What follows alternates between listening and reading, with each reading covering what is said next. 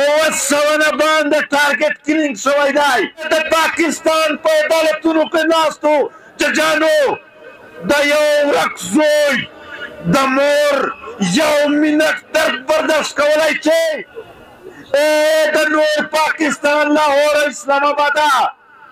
تا د میرلي چیرې یو ورځ هم تېرولی شي لکه د میرلي ولسونه چې تېروي شمالي وزیرستان د شمالي وزیرستان ټول شهدا چې سره جمع کړي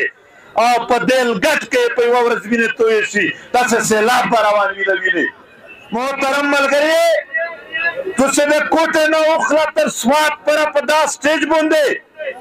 د دغې پښتین قوم خلک ولیده که نه ولیده ولیده دا د پي ټي ایم یې چې پښتانه سره یو کوي او صرف یو کوي نه په منظمه طریقه باندې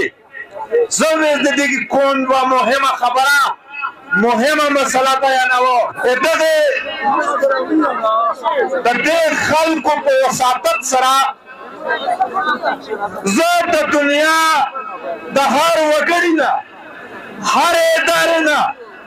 هر ملک نه یوه پوښتنه کوم چې آیا یو قام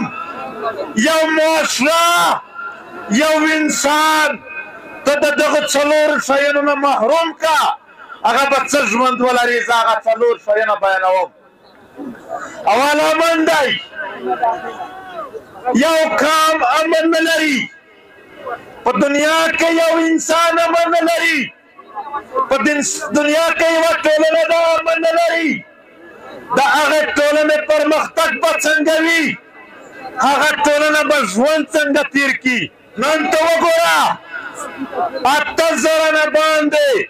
کورونه خپل ورکو خلکو ته په انتظار دي ای دنیا خلکو ای په اقوام متحده کې ناستو خلکو ای د پاکستان په عدالتونو کې ناستو ججانو د یو ورک زوی د مور یو منټ درد برداشت کولی چې د یو ورک زوی د پلار یو منټ بېحسي برداشت کولی چې او 80,000 نه باندې پښتانه مند یې